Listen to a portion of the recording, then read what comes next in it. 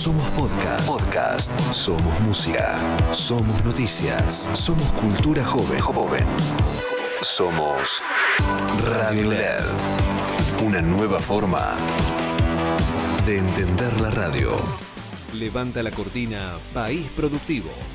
Ideas para el desarrollo nacional.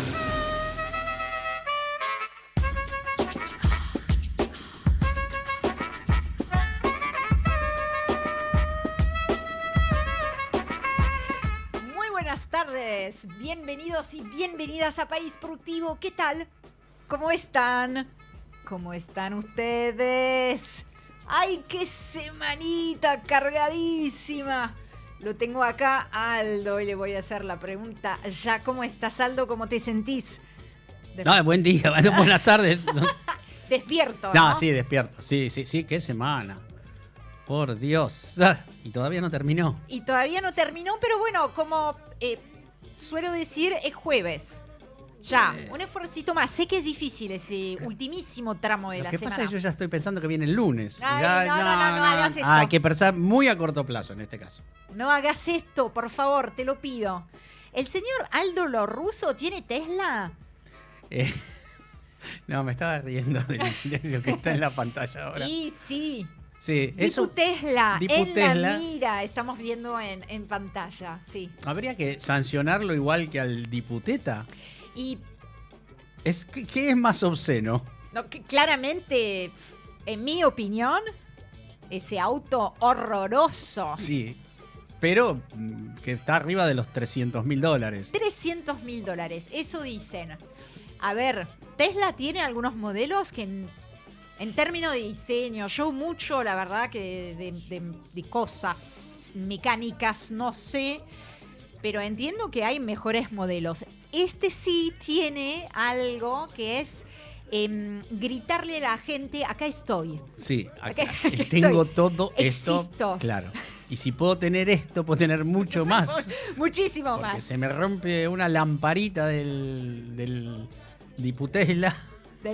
Viste que hay que pensar para no decir diputeta, Teta. diputesla. Claro. Y me cuesta una rueda de la misma. Por no decir otra cosa, pero sí. No, es un auto que intenta ser futurista y reemplazar a esta idea, viste, de los americanos, de los autos grandes, de las camionetas. Y es verdad que allá tienen un parque automóvil. Si mirás la enorme. tecnología de estos autos y ahora ves la tecnología de los BYD o de los autos chinos, Sí. no Que están. acá ya hay varios, Ya hay, ¿no? no de Circulando. esta categoría, pero no tienen nada que envidiarle a esta cosa muy horrible. Tecnología. Creo que hoy los autos chinos son más estéticos que este Tesla. Sí, tienen buena estética, coincido. La verdad que siendo francesa siempre le puse más la mirada Claro. en los sellos galos que en los sellos chinos, pero debo reconocer que todo ha cambiado y mucho. Sí, los chinos, viste, se caracterizaban por poner lucecitas adentro de colores. De hecho, el Sí, ya japonés no, también. No, ya no. De hecho, hablando de Tesla y hablando de China, tenemos al jefe de Javier Milei, el jefe de nuestro presidente Donald Trump, que está allá. Y no es que haya viajado con todas las cartas en mano, sino todo lo contrario. ¿Quién las tiene las cartas en este momento? Xi Jinping. Tampoco es que lo tenga todo resuelto y tampoco es que acá vayamos a hacer un monumento al gobierno chino, pero pensando en el alineamiento total y restricto de Javier Milei al libreto digitado desde Washington y Donald Trump, es bastante curioso, en mi opinión, ver ahora como su jefe político, ideológico, y quien le permitió también ese salvataje a último momento en las últimas elecciones, está ahora sentado en la mesa de quien fuera otrora un enemigo, porque Sí. así lo pintaban. Exacto. Y en la mesa y jugando del lado del visitante, ¿no? Totalmente, es que hay mucho en esa mesa. No es solamente un encuentro más, primero que estamos hablando de la batalla de esta primera, al menos mitad del siglo XXI, los dos gigantes. Por supuesto que hay muchos otros actores, lo venimos hablando, es un mundo multipolar. Ya no hay que mirar solamente en dirección de alguno de los grandes actores, pero esos dos, esa batalla sí que es una batalla por la hegemonía, una disputa global que condiciona a muchos de los demás actores. Está en la mesa Taiwán, está en la mesa los aranceles y la guerra comercial, está en la mesa, por supuesto, la guerra contra Irán y el estrecho de Hormuz. Y Donald Trump ha dicho, Xi Jinping es mi amigo, nos llevamos bárbaro. Entonces, ¿cómo queda Javier Milei diciendo nunca vamos a tratar y negociar con esos comunistas? Si no mal la recuerdo, le dijo en algún momento, lo acusó de ser un asesino. Sí. Después se fueron calmando las aguas porque siempre la realidad de la gestión un poco te obliga, digamos, a ser más pragmático y de hecho China no exigió la devolución del swap, o sea... Exacto. Se mueven geopolíticas, para mí, de poco que entiendo, se mueven geopolíticamente, no están castigando a un posible aliado en el futuro. Hoy no sos aliado, para China puede ser un posible aliado en el futuro. Porque... Totalmente, tienen jugadas a mediano y muy largo plazo, de eso se habla mucho cuando uno pone el ojo, la mirada en los planes estratégicos, tanto a nivel doméstico en China en cuanto a infraestructura, desarrollo, economía, etcétera, como también en su diplomacia. Son inversiones y son apuestas, inversiones en todos los sentidos, económicas por supuesto, la ruta y la seda y demás, pero digo, son también apuestas e inversiones diplomáticas a muy largo plazo, así que no es que te saca del tablero así, ¿no? No más. Simplemente, incluso cuando agrediste a todo un gobierno y todo un pueblo, como lo ha hecho en reiteradas ocasiones Javier Milei. Pero a mí me llamó la atención, además de que es para de todas formas prestar atención a qué es lo que va a salir de esa cumbre de muy alto nivel que va a terminar el viernes, porque insisto en eso, algunas de las decisiones que puedan tomarse o no en ese marco también va a tener algún tipo de impacto en los demás países y la comunidad internacional en su conjunto, pero a mí sobre todo insisto en que es un problema construir una política exterior como consigna de campaña. Sí, y las pocas decisiones que tomaba Argentina coherentes con toda la historia, desde Saavedra Lamas, o sea, desde los principios del siglo XX, es la primera vez que Argentina rompe una neutralidad. Un poco la rompió con Menem, ¿te acordás? Cuando envió un barco, una fragata. Pero ahora fue muy desembosado el romper la tradición argentina. Y muy peligroso. Y muy peligroso. Una de las, diría, pocas tradiciones diplomáticas que se continuaron como política de Estado, ¿no? También la reivindicación sobre Malvinas, que hubo que apurar, pero... La verdad que ahora están diciendo que finalmente, gracias a Milei, Estados Unidos estaría cambiando su postura. En realidad, y eso tiene que ver con lo que estamos comentando también al respecto de esa cumbre en China, Estados Unidos juega para sus intereses.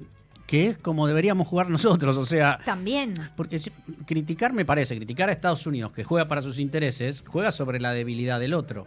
Totalmente. Si vos no te mantenés...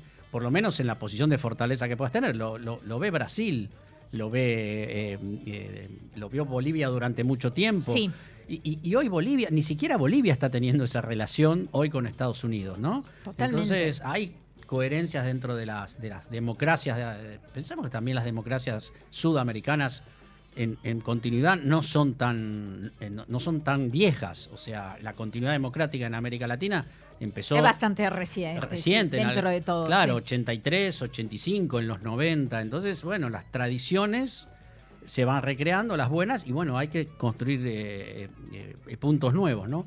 Pero la verdad que uno, cuando vos y tenés contacto con empresas chinas y sentís como que el presidente de tu país agrede, y aunque sea el comercio chico, se entera, porque el que está en el comercio exterior, cuando vos vendés a otro país, tenés que estar informado de lo que está pasando en el otro país, para eso, no meter la pata en vender. ¿Te ha pasado a vos tener alguna discusión, alguna conversación o discusión pero al respecto, o todo el mundo sabe pero nadie entra en ese No, aspecto? a ver, digamos, con los chinos, no. No, No, son muy reservados hasta las opiniones sobre su propio país. eso sin lugar a dudas. Sobre su propio país. Muy moderados, muy Cautelosos. cautelosos, no temerosos. Es como un tema que, y en el comercio venís a hablar de precios y haces una pregunta que uno es bastante inquieto en eso y no se habla. Sí, lo que pasó con Javier Milei, y esto hay que decirlo así, en Europa, obviamente ya lo comentamos en varios programas, es un personaje de los presidentes argentinos más conocidos. Por En supuesto. Europa no se hablaba de Cristina. Una vez en Italia por los bonos, pero Javier Milei fue un fenómeno Sí, en sí. Europa, pero Porque después, es parte de esa trama que avanza también en Europa, ¿no? que avanza en Europa y como un personaje entre grotesco, pero que llama la atención, disruptivo. Y para Europa y para los países que yo visito, Argentina es un país importante. Por supuesto que lo es.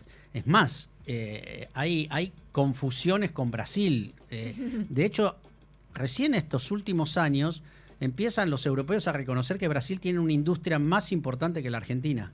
Claro. Mirá que el Embraer ya es un avión que vuela en Europa hace muchos años, pero esa historia que tenía Argentina de industrialización todavía pesa. Entonces, ¿los brasileños tienen fábrica de esto? Sí, tienen fábrica mucho más grande que las argentinas. Y hay que es una pérdida para nosotros, ¿no? Por supuesto. Y sí se habla de lo que yo te comentaba en Europa ahora, de los conflictos. Y la pregunta más graciosa que me hacen todos los europeos es cómo manejarse en contextos de inflación. Sí, ahí sabemos que vos tenés una oportunidad de negocio, Exacto, justamente. asesoramiento. Ya que hoy se puede, asesoramiento, dice. De negocio, por favor. Sí. Claro. ¿Cómo vender inflación? ¿Cómo vender inflación? Una última pregunta que me hago viendo esas imágenes de Donald Trump sentado en la mesa con China es qué pasa cuando un gobierno en realidad, pero tiene a todo un país de rehén, como el gobierno de Javier Milei, supedita, ata sus destinos y el destino de su economía, de su rumbo, digamos, la definición de su rumbo, a la suerte de su jefe del norte, que no está en un buen momento, ni en la escena internacional, ni tampoco en la política doméstica. Vamos a ver, hay muchas cosas todavía que se pueden mover de acá a noviembre, pero quiero decir que Milei ha atado no solamente su suerte, sino también la suerte de todo un gobierno y tal vez de un país al futuro o al derrotero de un Donald Trump que hoy aparece más debilitado de lo que su gobierno lo quiere reconocer. Y atado a un posible cambio Incluso de gobierno en Estados Unidos. Estados Unidos sí respeta las tradiciones democráticas y si hay quórum suficiente en las cámaras, es posible avanzar sobre Donald Trump. Y esa es la preocupación. El sistema electoral, recordemos, es muy distinto al nuestro, ¿no? Entonces, el que obtenga mayorías en los distritos, bueno, es una preocupación que me parece que no fue una evaluación diplomática acertada, y en este caso me parece que es solo del presidente y sus más allegados, ¿no? La Cancillería ha advertido sobre estos temas de la manera que puede hacer la Cancillería. Bueno, volvemos al país. En este programa, en el transcurso de la próxima hora, vamos a tener una cita nosotros también de alto perfil, nuestra propia cumbre. En este caso, con un economista fundador de la consultora, socio fundador de la consultora P4Q y ex viceministro de Economía de la Nación. Estoy hablando de Manuel Álvarez Agis. Vamos a hablar de dónde está justamente parada la Argentina y qué rumbo se perfila. Nosotros tenemos alguna que otra idea, pero él es quien tiene la posta. Y también vamos a estar hablando de, ¿cómo decirlo? Aldo esta semana fue protagonista, a su pesar, de un acontecimiento que debería preocuparnos, interpelarnos y que tiene que ver con el desguace del INTI.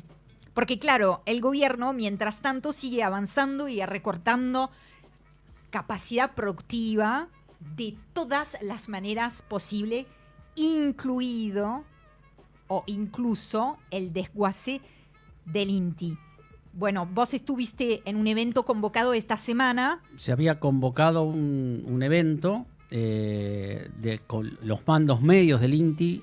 Para explicar un poco, los mandos medios son todos funcionarios concursados, o sea, el INTI tiene funcionarios de carrera concursados en su estructura, que es muy amplia, y habían convocado a lo que convoca generalmente, que es una charla para discutir el futuro de la economía argentina y de la tecnología, las exportaciones, la competitividad, y hubo había una conferencia planteada de un investigador norteamericano, que está viviendo en Argentina, estudiando nuestro sistema productivo. Me río porque pobre hombre va a escribir 30... En el mejor momento. En 2 años va a escribir 30, 40 volúmenes. Y lo que pasó, estaba la convocatoria en el auditorio del INTI y el día de ayer empiezan a llegar mensajes de que estaban cortando prohibiendo el ingreso. Espera, yo quiero saberlo todo. Sí. Yo quiero saberlo todo, pero acá en esta instancia lo que les quiero decir a la audiencia es que vamos a entrar en detalle y ver qué es lo que sucedió, cómo puede ser que se haya convocado a la policía para un evento de ese calibre, digamos, y vamos a contar con el testimonio de quien estuvo en primera persona presencialmente ahí, nos va a decir, porque además tiene un conocimiento profundo, exhaustivo de lo que es el INTI, así que vamos a tratar de explicar por qué es importante, por qué hay que poner ahí la mirada. Y bueno, nada, la preocupación que continúa por ese desguace constante del aparato productivo. Así que vamos a tomar un pequeño respiro y nos encontramos de nuevo para hablar de todo esto.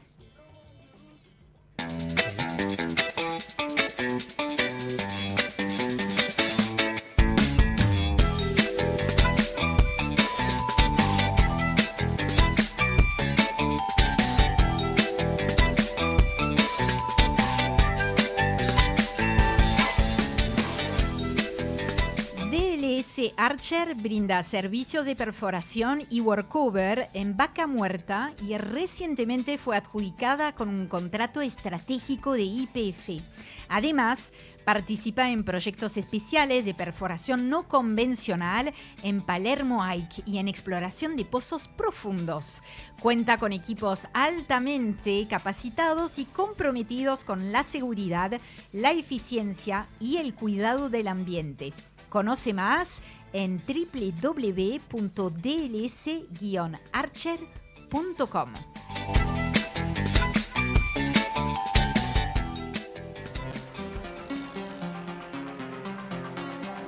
Aldo Lo Russo rompe el molde en País Productivo.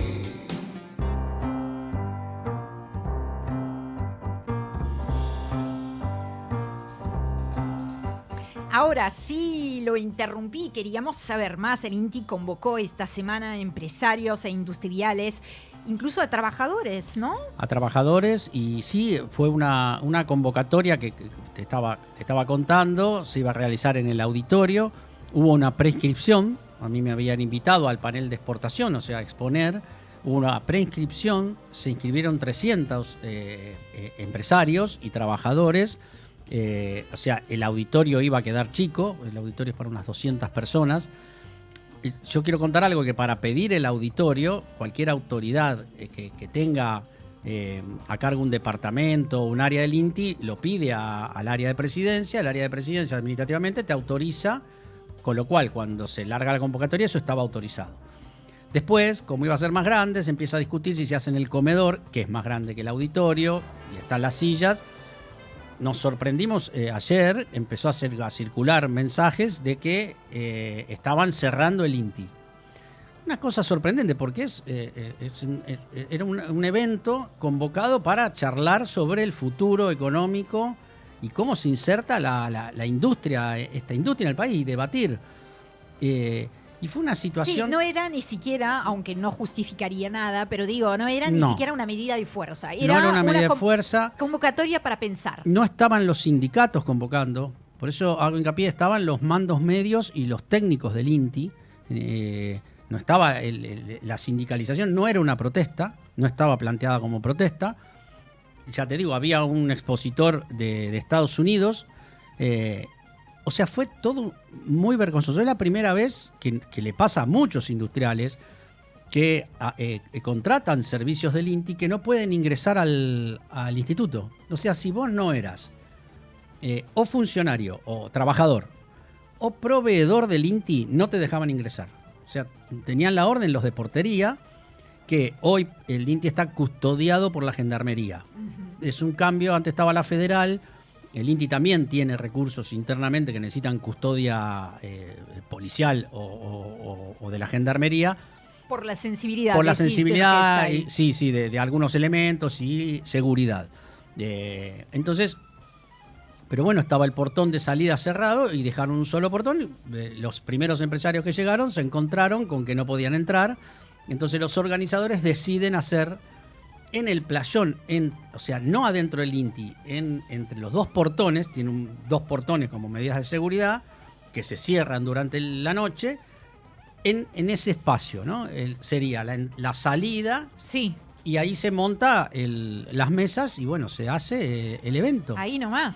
De hecho, yo creo que la persona esta que vino a Estados Unidos, ahora te voy a buscar el nombre, va a tener una maestría, porque el hombre dice, bueno, yo no me esperaba esto. Claro. Pero él mismo dice, esto es una falta de respeto. Bueno, sí que lo es. Y la verdad que en una actitud... es más que eso, incluso. Sí, ¿cómo lo vivió él? No, pero digo, No, ahora claro. nosotros poniéndole una lectura más es propia. Es una actitud dictatorial. Ayer un colega empresario que estuvo en la mesa conmigo decía, es como si no te dejaran entrar a un hospital público. Claro. O sea, porque el INTI es una institución pública. Sí, tiene las cosas de seguridad, pero íbamos a una convocatoria, no íbamos a cortar flores del jardín del INTI. Perdón, Aldo, recordémosle a nuestra audiencia, porque tenemos, algunos de ustedes saben y saben mucho más todavía que nosotros de absolutamente todo lo que charlamos acá, y otros por ahí necesitan algunas referencias. Por ejemplo, ¿el INTI para qué sirve? Mira, el INTI tiene dos funciones. Una de las funciones es la transferencia de tecnología. La transferencia de tecnología, las empresas podemos ir al INTI y con un proceso o con un producto que no sabemos trabajar o un procedimiento que no sabemos realizar para el producto, y el INTI tiene distintos centros que de acuerdo a la especialidad te asesoran y vos podés desarrollar. Eso se paga, no es gratis. Tiene una tabla de costos. Como aranceles, digamos. Sí. Como es un servicio que le dan para una empresa privada, no es costoso, pero se paga. De hecho, uno de los expositores que estaba ahí, que la cuarta persona que habló, desarrolló un snack de carne. O sea, es un ganadero que se interesó por industrializar y fabricar un snack, generalmente de los proteicos, que es secado de carne con distintos sabores, que el INTI trabajó eso hasta entre el 2019, 20 y 21. Fíjate que te digo 2019... continuidad de gestiones, pandemia, el INTI siguió trabajando en el procedimiento. Que lamentablemente le fue mal porque en esta época no se vendió en Argentina el producto, pero ahora volvió porque lo puede vender en Estados Unidos. Mirá. Bueno, eso obviamente genera transferencia de conocimiento. Y bueno, esa es una de las funciones. Después tiene un centro de embalajes que es impresionante, o sea, donde vos podés testear. Y lo cuento porque es una cosa muy interesante. Vos podés testear el embalaje de un producto y reproducir una ruta de salida de un país. Por ejemplo, si querés traer un producto por ruta desde Bolivia, hay una información internacional que comparten otros institutos como el INTI, simulás todo el recorrido por las rutas. Bueno, las rutas argentinas ya sabe cómo están. Sí. Y hasta si lo mandás en barco, el embalaje, la humedad, y garantizás la llegada de los productos. Bueno, eso hace el INTI. Cuando vos abrís un blister en tu casa de pastillas, el INTI hace el control para que sea seguro que no lo pueda abrir un niño, por ejemplo. Claro. Con la fuerza normal de un niño. Cuando vos tenés una tela que le pones a León, Sí. ¿no? Que compraste una ropa importada, el que garantiza que esa tela no esté contaminada o no tenga un producto que le haga mal a los niños, es el INTI. Cuando vas a cargar nafta, el surtidor... Para que no te engañen, También, lo hace ¿no? el INTI. Miren las etiquetas, es lo más visible que van a ver del INTI. Y también tiene la zona de... esa última que nombrás es la otra parte, que es la metrología. Ah, La metrología es el área donde se certifican estos procedimientos. Pero aparte, quiero contar algo. Hace unos años se rediscutió el metro patrón. No sé lo que cambió, no sé. No importa, el metro patrón, hubo una variación por las condiciones, hubo una variación. Son 18 personas que discuten eso. 18 profesionales. Uno es del INTI. Claro. Uno es del INTI. Y se va revalidando continuamente esas 18 personas. Y siempre se vota a Héctor Lainz, que era el director, ahora renunció porque le sacaron un montón de atribuciones. O sea, tenemos un técnico de tan altísima calidad en el INTI, y esta gente quiere cerrar el INTI. Claro, vamos a resumirlo así. El INTI, aunque uno no lo sepa, no lo tenga presente, consciente, está en todas las áreas de nuestra vida, una vida cotidiana, quiero decir, y también de una empresa.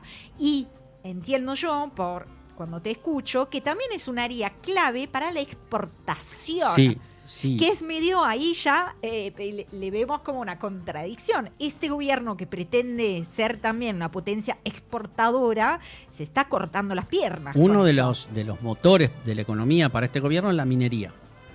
La minería usa el sistema para procesar parte del mineral, tiene una molienda, se muele. Y se muele con unas esferas de acero, que son de bajo valor, pero pesan mucho, entonces es muy costoso transportarlas. Entonces, bueno, se desarrolló acá, tiene una característica especial porque los molinos o las maquinarias de la minería están certificados por los fabricantes, y lo que vos agregás para que haya garantía también tiene que estar certificado por el fabricante. El que certificó las bolas que se usan en la molienda fue el INTI. Claro. El departamento de mecánica junto con el departamento de metrología. Que es la gran apuesta de este Exacto. gobierno. Bueno, estamos cerrándolo con la excusa de que va a pasar a unos privados. O sea, que lo pueden hacer los privados. Los privados mismos te dicen, hay magnitudes, hasta de peso, que nosotros no podemos hacer. Porque, ¿qué se controla cuando controlas peso en una balanza? Ahí te impacta en el comercio, en lo que te venden.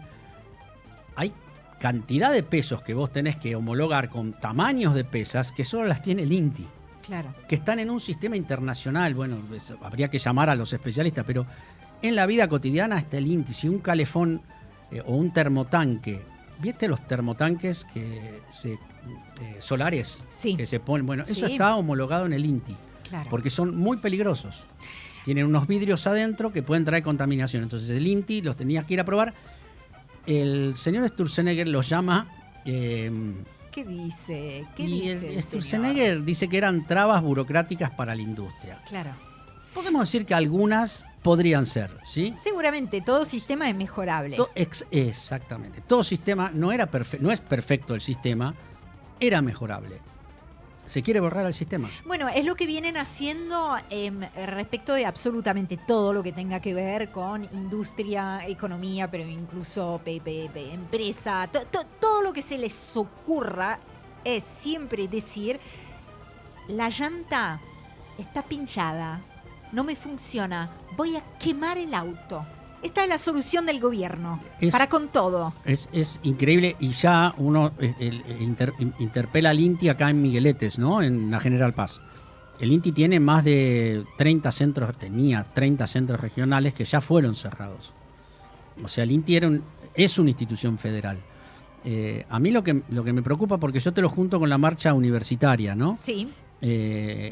Es el ataque a los organismos. El INTI es parte del sistema científico-tecnológico, igual que las universidades, igual que el CONICET.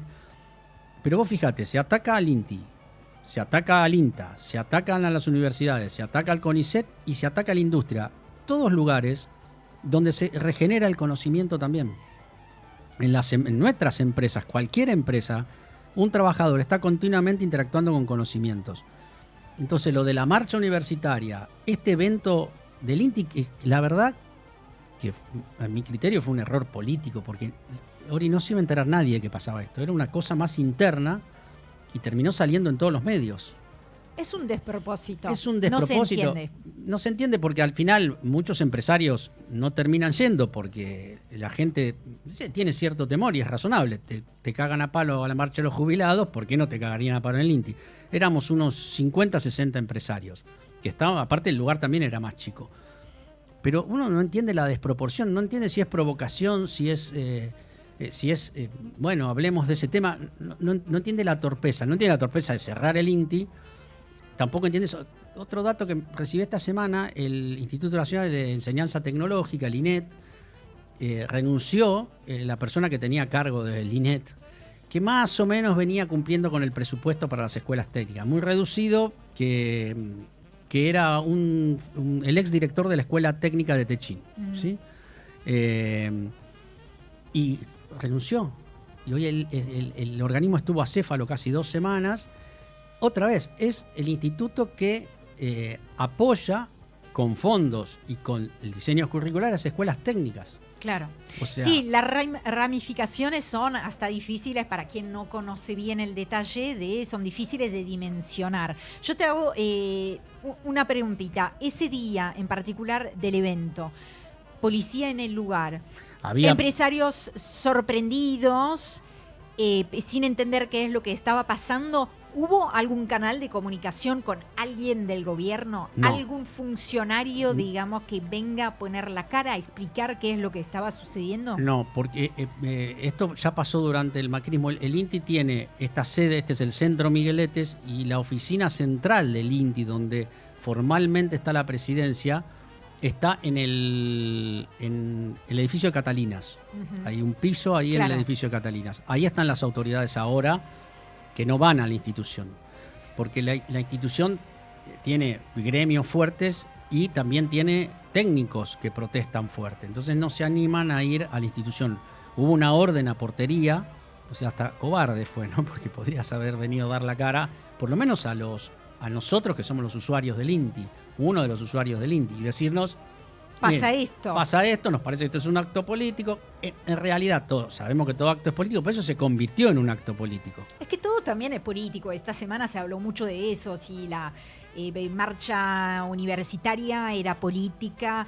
Es que ellos no hacen política, entonces lo ven como una palabra vulgar, pero en la realidad todo es político, por supuesto. La política es esto, después no todo siempre es partidario, por eso nos ponemos de acuerdo sobre una serie, digamos, de consensos transversales, ¿no? Como una especie de piso común de convivencia, porque creemos que hay, por ejemplo, en la salud, en la seguridad, porque de esto estamos hablando también, en la educación, ahí hay algo que trasciende la cuestión partidaria y que tiene que trascender también a los gobiernos de turno. No por eso deja de ser político. La política es la forma en que convivimos, nos organizamos como sociedad, y es un proyecto mayor que nos supera incluso a cada uno de nosotros individualmente y el tiempo que vamos a estar en esta tierra, porque todo lo que estamos hablando pinta, diseña una realidad en presente que es muy acuciante, que es muy preocupante, pero sobre todo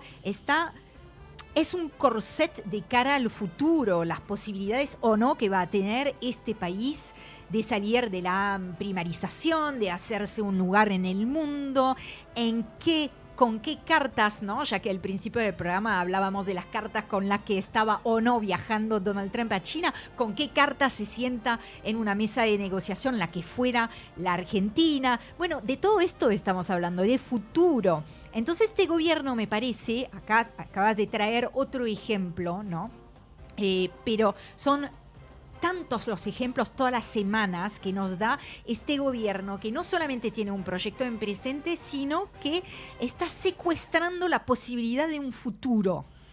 Sí, y yo terminé de decir, después de escuchar a otros compañeros, que también esto, y lo decimos siempre en el programa, tiene que interpelar al conjunto de la clase política y debatir el futuro productivo del país, ¿no? Que al final es el futuro social, porque es el futuro del trabajo, el futuro del bienestar, el futuro de la educación. Este gobierno está realmente con un grado de maldad que yo no vi. La época de Menem me parecía cruel, ¿no? La época en los que transitamos el menemismo nos parecía cruel. Bueno, el macrismo nos pareció cruel. la verdad que esto es la crueldad. Uno no entiende estas Que situaciones, además se ¿no? supera, ¿no? Cada día. Atacar a los más vulnerables. Sí, entonces no sé si es una estrategia de comunicación por esta planta aloe vera que siempre sale una propiedad nueva, un préstamo nuevo. No sabes si es eso por lo cual lo provocan, pero el grado de crueldad que tiene este gobierno, el desprecio que tiene, no solo hacia empresarios pymes, hacia todos los empresarios, eso lo hablábamos ayer con muchos de los colegas que estaban ahí, que nos podemos equivocar, que nos pueden corregir, que nos pueden incluir o decirnos que no. Ayer era una oportunidad para decirnos, miren, ustedes no contamos con ustedes. Claro. Última pregunta, de hecho, Aldo, yo me imagino, lógicamente, que no todos los empresarios piensan políticamente o a nivel justamente el gobierno que les gustaría tener del mismo modo. Sin embargo, esto que me estás contando es una preocupación transversal. ¿Hay como una postura unánime? Yo creo ¿O casi unánime? Porque unánime es difícil de decir. Yo creo que todavía no. El empresariado pyme somos parte de la clase media. Somos parte de ese grupo de votantes que van para acá, van para allá. Y a mí me preocupa cuando hablas con algunos colegas que la están pasando mal, el grado de descompromiso y no ver el final de esta política, ¿no? Se va tomando conciencia en algunas de las asociaciones más grandes, porque claro, la caída es tan brutal y no se ve el horizonte de recuperación, que ya empieza a haber run, ¿no? A ver, hay un tema central en todas las conversaciones que me parece que es un tema central en Argentina, que es la idea sobre el equilibrio fiscal. Bueno, ese tema es como que nadie lo podría tocar. Entonces, es como un punto de partida de consenso. Bueno, este gobierno es un desastre, pero el equilibrio fiscal no lo... Bueno, hay como llamadas para quien quiera gobernar el país de mantener ciertas cosas. El tema es que esto no funciona para absolutamente nadie de la población. Son muy poquitos los que yo escucho que les está yendo bien. No, está rompiendo el tejido social, no me cabe la menor duda. Hay algunos que salen ganadores en este modelo, pero son poquitos y tengo la sensación incluso de que son cada vez menos. Incluso aquellos que tal vez el año pasado podían pensar, anhelar con que finalmente su visión de sociedad se iba a plasmar, se encuentran arrinconados por su propia elección de apoyar también a este modelo, porque hoy no hay ni consumo, ni producción, y está muy concentrado en algunos, el crecimiento, quiero decir, en algunos sectores que son el petróleo, la minería, el agro, y hasta ahí, digamos. Claro. Es, sin lugar a dudas, un modelo cruel, es verdad. Yo creo que es Martín Cohen, uno de los primeros que le puso un adjetivo, un epíteto, digamos, a este proyecto muy al principio del gobierno de Javier Milei. Muchas veces he tenido la sensación que ya habíamos superado incluso, pero me faltan palabras, ¿no? Que habíamos superado esa instancia de la crueldad con consecuencias muy concretas, muy pragmáticas. Por eso también nos hemos tomado el tiempo de explicar para qué sirve el INTI, por qué uno lo quisiera defender, y también algunas otras consecuencias que son más subjetivas, que tienen que ver con los lazos sociales, cómo nos sentimos en términos de salud mental, en términos de los impactos que tienen en nuestra vida familiar y demás. Son dos aspectos, no estamos tal vez acostumbrados, ¿no?, a tener como un análisis tan abarcativo, pero son todas esas consecuencias que estamos viviendo y que estamos tratando también de analizar. Nos vamos a tomar un pequeño respiro y nos volvemos a encontrar en instantes para viajar por el mundo.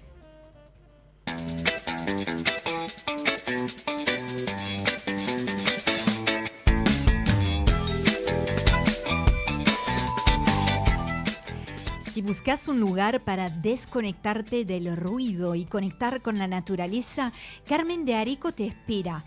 Un destino donde la tranquilidad se siente en cada rincón, con paisajes que invitan al descanso y la aventura.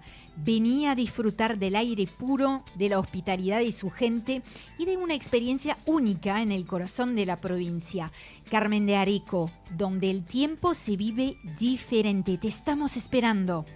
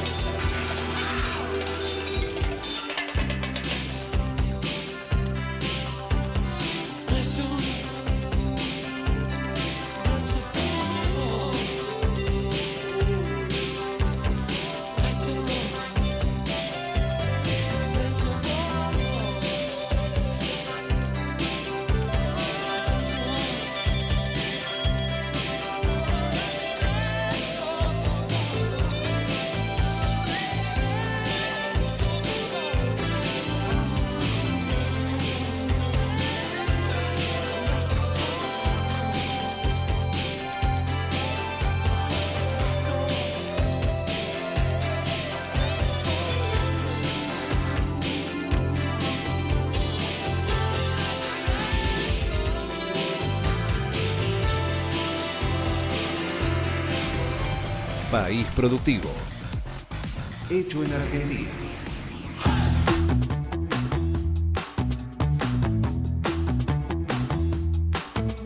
Dije viajar por el mundo, pero no, eso es de formación profesional, porque yo lo mío es política internacional, así que quiero viajar todo el tiempo. Bueno, Argentina está en el mundo todavía, pará. No, pero digo, en el exterior, quería decir. Yo prometí antes de ese pequeño respiro un viaje por el mundo y finalmente vamos a viajar, efectivamente, pero vamos a viajar por la Argentina. Nos vamos ya mismo a Mar del Plata, donde se encuentra nuestro ministro de Agricultura, Juan Manuel Colombo. Juan, ¿cómo estás? Hola, Ori, Aldo, ¿cómo andan? ¿Todo bien? ¿Qué tal en Mar del Plata?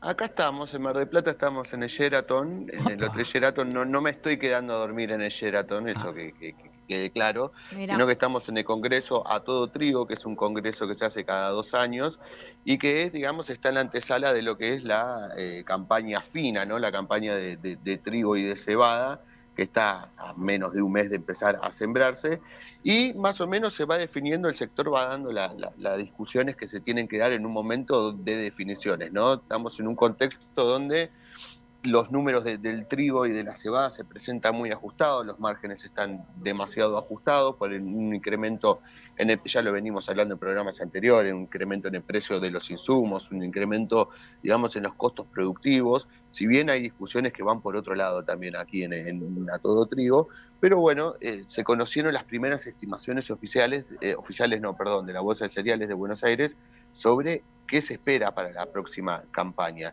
Y como se venía diciendo ya también hace un tiempito esta parte, se espera una reducción en el área sembrada, también lo hablamos en el programa, del 3%. Va a ir una cuestión común, es más o menos lo que se siembra en Argentina, son 6,5 millones de hectáreas, pero conocimos hoy por primera vez cuánto se espera que se produzca en Argentina. A ver. Y nos da... Esto hay que leerlo bajo un contexto porque si no nos parece que se fue todo muy al fondo del tacho, por decirlo de alguna manera. Porque se espera una reducción del casi el 24% en la producción. O sea, vamos a ir a una campaña de 21,3 millones de toneladas. ¿Por qué es tan grande la caída? Y porque la campaña pasada, y ya también lo hemos hablado, hubo 28 millones de toneladas, algo que no se esperaba absolutamente nadie, no estaba en los papeles de nadie. Nadie pensaba en la previa que se podía llegar a ese nivel de producción. Vamos a una campaña más común para Argentina, pero aún así un campañón, que es como lo definieron acá, que es de 21,3 millones de toneladas, porque para Argentina es una muy buena producción, digamos, ese volumen. Es la tercera mejor en la historia, o sea, si se computa, es la mejor, si se termina cristalizando, es la tercera mejor en la historia. En cebada también se espera una reducción del área del 2,8% y también en lo que es la producción, que bajaría unos 5,25 millones de toneladas. Ahora, lo que se está discutiendo en este momento es varios aspectos en lo que concierne al trigo. No se va a venir un campañón, o por lo menos en la previa no se va a venir un campañón, porque los productores lo más seguro es que utilicen menos tecnología, esto es, inviertan menos en fertilización, que es algo totalmente clave para lo que es el cultivo del trigo. ¿Por qué? Porque los números no cierran. Esta campaña se va a definir por rendimiento, o sea, hay determinados cálculos que hablan que se tienen que conseguir más de 5.000 kilos por hectárea de trigo, y eso es una muy buena producción, o sea, tenés que tener un rendimiento muy elevado, y como en gran parte del país eso no se va a conseguir, entonces tienen que ajustar por algún lado, y el ajuste puede venir por parte de la utilización de tecnología que se haga, que es básicamente fertilizantes y lo que es la urea, que está en precios exorbitantes y que se puede llegar a mantener en ese nivel si no se llega a un acuerdo de paz en la zona del estrecho de Hormuz. Pero también hay otras discusiones que se están dando y son discusiones más políticas. Eso te iba a preguntar, ¿qué se discute por fuera de la agenda de A Todo Trigo, digamos? Chusmearnos un poquito. No, bueno, por ejemplo, hoy estuvo en la apertura, A Todo Trigo es un congreso que que organiza la Federación de Acopiadores. Entonces, la apertura la lleva a cabo el presidente de la Federación de Acopiadores, que es Fernando Rivara, y después generalmente viene un funcionario del gobierno, que en este caso fue Sergio Iraeta, que es el secretario de Agricultura, Ganadería y Pesca, que según vos, Ori, sería un subalterno mío, básicamente. Así es. Decile, porque él no debe saber, pero se tiene que enterar. Pedirle la habitación en el escal- Sheraton, ¿eh? sí, por supuesto. En el escalafón está abajo mío, la gente no se da cuenta, pero estamos más o menos en ese nivel. A ver, Rivara se salió un poco del discurso que suele tener el sector, que en algunas cosas es muy condescendiente con el gobierno, y le reconoció, me encanta el orden macroeconómico, me encanta que se estén nivelando, digamos, las determinadas variables, pero faltan cosas. Y una de las frases que dijo es: el campo necesita previsibilidad y permanencia de las normas. Y en ese momento empezó a nombrar que hubo 6 cambios de esquemas de retenciones durante el año 2025, que si bien muchos de ellos fueron a la baja, no les gusta mucho al sector, porque lo que consideró Rivera es que esto benefició a determinados eslabones en diferentes momentos sin merecerlo, ¿no? Eso es medio un palito que va dando vueltas por todos lados, por los diferentes eslabones de la cadena. Y también dijo algo, teniendo en cuenta esto, que más allá de que se pueda llegar a entender o se pueda llegar a comprender, mejor dicho, las razones de emergencia económica que pueda tener el gobierno en diferentes momentos, dijo que el campo no puede seguir siendo la variable de ajuste a las necesidades cambiarias. Lo que le dijo es, y ahí les dijo, y esto no pasa ni con el petróleo ni con la minería, sino que pasa con nosotros nomás, ¿no? Tipo diciendo, es más o menos lo que hablábamos con Idígoras Tal cual, la semana pasada. La semana pasada es, me tenés como una caja, básicamente. Y otro punto bastante importante que tocó Rivara es el tema de la obra pública. Y en la obra pública remarcó un aspecto bastante central, que es las obras en la cuenca del Salado. El Salado, las obras tendrían que haber estado terminadas hace 10, 15 años, es algo que viene hace 25 años, 30 años que empezó el asunto de las obras de dragado, básicamente, y canalización del Salado. Y Rivara, en ese aspecto, lo que dijo fue, miren, el año pasado se inundó toda esa zona porque las obras no estaban hechas, se perdió 800 millones de dólares y no se pudieron sembrar 450.000 hectáreas. Y le dijo, hoy, esa plata para hacer esas obras están, esos 200, pero hay 200 millones de ese fondo, de ese fideicomiso, que se llama Fondo Fiduciario de Infraestructura Hídrica, que es la plata que se utiliza para hacer las obras en el Salado. Dice, esos 200 millones están en plazo fijo y en LEVAX, ¿no? Y hay apenas 6 dragas trabajando.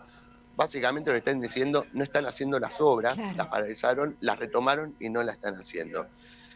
Bueno, pero como venía diciendo, ahí estaba el secretario de Agricultura, que es Sergio Iraeta. Sergio Iraeta como que levantó el guante, recogió el guante, como se suele decir, de alguna manera, y empezó a tocar algunos temitas, pero con frases medias que quedan medias en el aire. Y básicamente redondeó todo en una frase que es, estamos haciendo lo que podemos.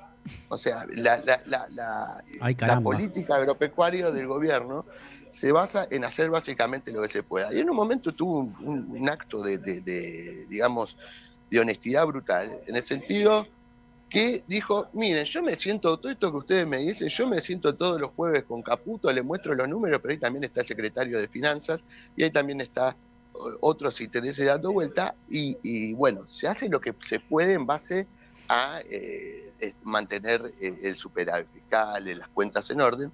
Básicamente se toca lo que se puede y se toca poco. Sí, un total sincericidio, sí, bien. Es una especie de sincericidio que tuvo, pero que a ver, esto ya lo ha dicho Iraeta en otras cuestiones, se hace lo que se puede con las herramientas que tenemos, ¿no? De todas maneras, nombró muchas cosas que se han hecho durante el gobierno, que es esta rebaja de retenciones. Una cuestión que hay que darle la derecha a Iraeta es que se eliminó el impuesto país y eso abarató, por ejemplo, la importación de fertilizantes, y dijo, imagínense, al precio que podría haber estado el fertilizante hoy en día. También dijo algo bastante, habló sobre la inflación y dijo que si no se hubiesen ordenado determinadas cosas en tiempo atrás, hoy estaríamos hablando que con este contexto de guerra, del suba de los combustibles, de encarecimiento de los costos productivos, sumado a la inflación, no estaríamos hablando de un cambio de ministro, por ejemplo, dijo en esa parte, y eso no ha sucedido.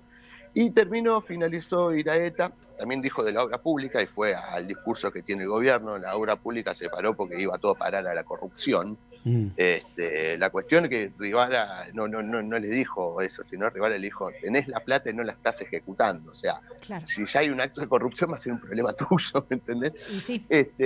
Y terminó hablando Iraeta de que invitó a los productores a sembrar el trigo y dejó una frase al final que nosotros vamos a hacer lo imposible para que el trigo sea competitivo al final de la cosecha. En esta semana se vino especulando sobre una posible baja de retenciones. En un momento un economista que no es economista, pero muy cercano al gobierno, tiró una suerte de esquema de baja en soja.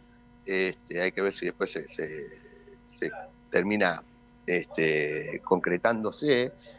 Y también se especulaba sobre una baja en las retenciones al trigo en este Congreso, o capaz que Milei termina anunciando todo esto en la rural que se va a llevar a cabo en el invierno. Así que básicamente ese es el panorama. Después hay muchas discusiones sobre ley de semillas, discusiones sobre suelos, discusiones más técnicas de cómo hacer para que este año ganarle por rendimiento al margen ajustado, cómo bajar las brechas de rendimiento entre los diferentes planteos. Digo, son todas cuestiones que son muchísimo más técnicas. Ujú. Y nada, básicamente lo que se puede decir es que se viene una buena campaña de trigo. Hay que desdramatizar la caída, sobre todo teniendo en cuenta que lo que tuvimos el año pasado fue extraordinario, posiblemente no se repita nunca más, Ori. Juan, te liberamos. Muchísimas gracias. Bueno, un saludo. Estuvimos hablando con Juan Manuel Colombo desde Mar del Plata, desde la cumbre A Todo Trigo.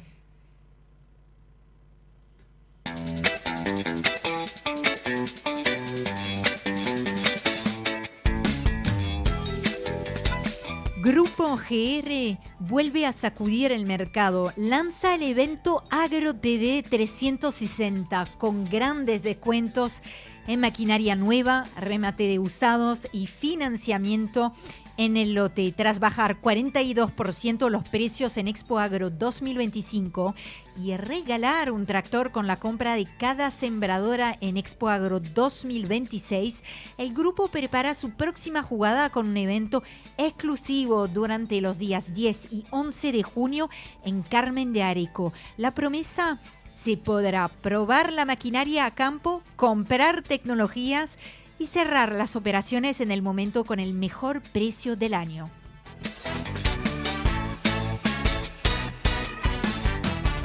País productivo. Un país que hace.